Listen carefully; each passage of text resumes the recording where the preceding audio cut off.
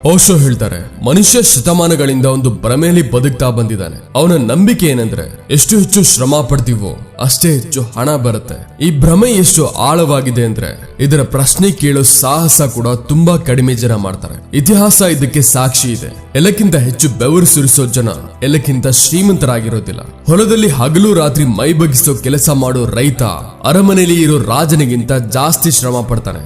ಆದ್ರೂ ಹಣ ರಾಜನ ಹತ್ರ ಇರುತ್ತೆ. ಇಲ್ಲಿ ಮೊದಲ ಸತ್ಯ ಪ್ರತ್ಯಕ್ಷ ಆಗುತ್ತೆ. ಶ್ರಮ ಮತ್ತೆ ಹಣದ ಸಂಬಂಧ ಯಾವತ್ತೂ ನೇರವಾಗಿಲ್ಲ.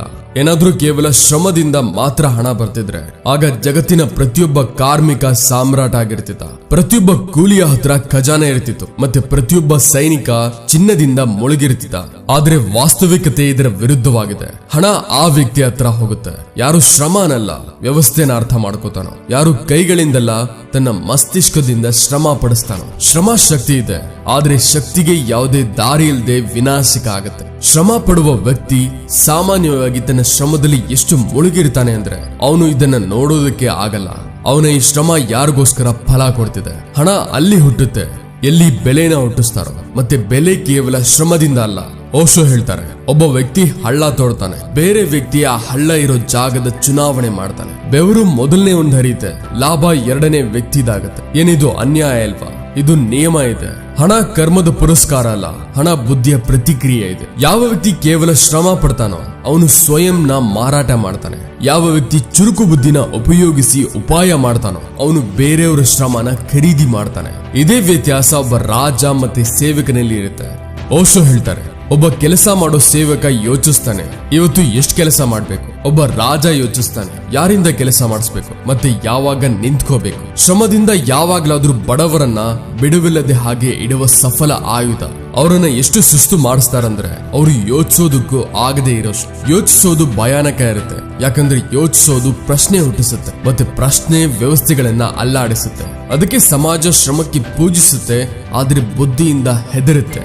ಓಶೋ ಹೇಳ್ತಾರೆ, ಹಣ ಆ ಕಡೆ ಹೋಗಲ್ಲ ಎಲ್ಲಿ ಎಲ್ಲಕ್ಕಿಂತ ಜಾಸ್ತಿ ಶ್ರಮ ಇರುತ್ತೋ. ಹಣ ಅಲ್ಲಿ ಹೋಗುತ್ತೆ ಎಲ್ಲಿ ಸರಿಯಾದ ನಿರ್ಧಾರ ತಗೋತಾರೋ. ನಿರ್ಧಾರ ತಗೊಳ್ಳೋ ವ್ಯಕ್ತಿ ತಪ್ಪಾಗ್ಬಹುದು, ಆದ್ರೆ ನಿರ್ಧಾರ ತಗೊಳ್ಳದೇ ಇರೋನು ಸದಾ ಬಡವನಾಗಿ ಇರ್ತಾನೆ. ಇದು ನಿಜಾನೇ. ಯಾರು ಕೇವಲ ಶ್ರಮ ಪಡ್ತಾನೋ ಅವನು ಸಮಯ ಮಾರಾಟ ಮಾಡ್ತಾನೆ ಮತ್ತೆ ಸಮಯದ ಬೆಲೆ ಸೀಮಿತವಾಗಿರುತ್ತೆ. ಯಾರು ವ್ಯವಸ್ಥೆನ ಮಾಡ್ತಾನೋ ಅವನು ಸಮಯನ ನಿಯಂತ್ರಣ ಮಾಡ್ತಾನೆ ಮತ್ತೆ ಸಮಯದ ಮೇಲೆ ಯಾವುದೇ ಸೀಮಿತ ಇಲ್ಲ.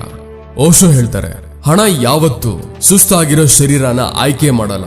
ಹಣ ಸದಾ ಚುರುಕು ಬುದ್ಧಿನ ಆಯ್ಕೆ ಮಾಡತ್ತೆ. ಈ ಬುದ್ಧಿ ಭಾವುಕ ಆಗೋದಿಲ್ಲ, ಇದು ದಯೆಯಿಂದ ಅಲ್ಲ ಗಣನೆಯಿಂದ ನಡೆಯುತ್ತೆ. ಇದೇ ಕಾರಣ ಇದೆ ಎಲ್ಲಕ್ಕಿಂತ ಜಾಸ್ತಿ ಶ್ರಮ ಪಡೋ ಜನ ಸಾಮಾನ್ಯವಾಗಿ ಯಾವಾಗ್ಲೂ ಎಲ್ಲಕ್ಕಿಂತ ಭಾವುಕರಿರ್ತಾರೆ. ಅವ್ರು ಹೇಳ್ತಾರೆ, ನಾನು ಇಡೀ ಜೀವನನ ಸವಿಸ್ಬಿಟ್ಟೆ, ಆದ್ರೆ ಜೀವನ ಸವಿಸೋದ್ರಿಂದ ರಾಜ್ಯ ಸಿಗೋದಿಲ್ಲ.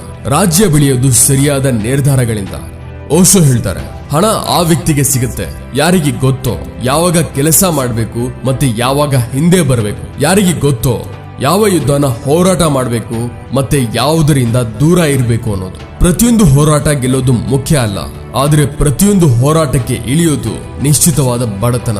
ಓಶೋ ಹೇಳ್ತಾರೆ, ಶ್ರಮ ಪಡೋನು ಸದಾ ಗರ್ವ ಪಡ್ತಾನೆ ಅವನು ಎಷ್ಟು ಪ್ರಾಮಾಣಿಕ ಅಂತ. ಆದ್ರೇನು ಪ್ರಾಮಾಣಿಕತೆ ಜೊತೆ ಬುದ್ಧಿನೂ ಇದೆ. ಏನಾದ್ರೂ ಒಬ್ಬ ವ್ಯಕ್ತಿ ಮೈದಾನದಲ್ಲಿ ನಿಂತು ಸತ್ಯವನ್ನ ಕಿರಿಸ್ಕೊಂಡ ಅನ್ಕೊಳ್ಳಿ ಮತ್ತೆ ಶತ್ರು ಬಾಣ ಬಿಟ್ಟ, ಆಗ ಮೃತ್ಯು ಸತ್ಯದಲ್ಲ ಮೂರ್ಖತೆದಾಗತ್ತೆ. ಹಣ ಚುರುಕಾಗಿರೋ ಜನರ ಹತ್ರ ಹೋಗುತ್ತೆ, ಒಳ್ಳೆ ಜನರ ಹತ್ರ ಅಲ್ಲ.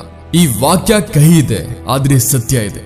ಓಶೋ ಹೇಳ್ತಾರೆ, ಯಾವ ವ್ಯಕ್ತಿ ಕೇವಲ ಕಷ್ಟಪಟ್ಟು ಶ್ರಮ ಪಡ್ತಾನೋ ಅವನು ಪರಿಣಾಮಕ್ಕೆ ಕಾಯ್ತಿರ್ತಾನೆ. ಯಾವ ವ್ಯಕ್ತಿ ರಣನೀತಿ ಮಾಡ್ತಾನೋ ಅವನು ಪರಿಣಾಮನ ನಿರ್ಧರಿಸ್ತಾನೆ.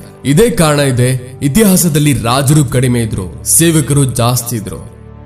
ಓಶೋ ಹೇಳ್ತಾರೆ, ಬಡತನ ಶ್ರಮದ ಕೊರತೆ ಅಲ್ಲ, ಬಡತನ ತಿಳುವಳಿಕೆ ಇಲ್ಲದ ಕೊರತೆ ಇದೆ. ಮತ್ತೆ ಹಣ ಯಾವತ್ತು ಬೆವರನ್ನ ನೋಡಲ್ಲ, ಹಣ ನಿಮ್ಮ ನಿರ್ಣಯನ ನೋಡುತ್ತೆ. ಯಾವ ವ್ಯಕ್ತಿ ಜೀವನವಿಡೀ ಕೇವಲ ಶ್ರಮ ಪಡ್ತಾನೋ ಅವನು ಬೇರೆಯವರ ಕನಸನ್ನ ಪೂರ್ತಿ ಮಾಡ್ತಾನೆ. ಯಾವ ವ್ಯಕ್ತಿ ಯೋಚಿಸ್ತಾನೋ ಆಯ್ಕೆ ಮಾಡ್ತಾನೋ ಮತ್ತೆ ಬುದ್ಧಿವಂತಿಕೆಯಿಂದ ಹೆಜ್ಜೆ ಇಡ್ತಾನೋ ಅವನು ಇತಿಹಾಸ ಬರಿತಾನೆ. ಹಣ ಅವನದೇ ಕೇಳುತ್ತೆ. ಸೊ ಇದಾಗಿತ್ತು ಇವತ್ತಿನ ವಿಡಿಯೋ. ಸ್ನೇಹಿತರೆ, ಇದೇ ರೀತಿ I opening spiritual money lessons ಮುಂದೆ ಫ್ಯೂಚರ್ ಅಲ್ಲಿ ಬೇಕಿದ್ರೆ ಕಮೆಂಟ್ಸ್ ಅಲ್ಲಿ ಖಂಡಿತ ತಿಳಿಸಿ. ಮತ್ತೆ ಈ ವಿಡಿಯೋನ ಆ ವ್ಯಕ್ತಿಗೆ ಶೇರ್ ಮಾಡಿ ಯಾರಿಗೆ ಇದರ ತುಂಬಾ ಅವಶ್ಯಕತೆ ಇದೆ. ಸಿಗೋಣ ಮುಂದಿನ ವಿಡಿಯೋದಲ್ಲಿ. Keep learning and keep growing.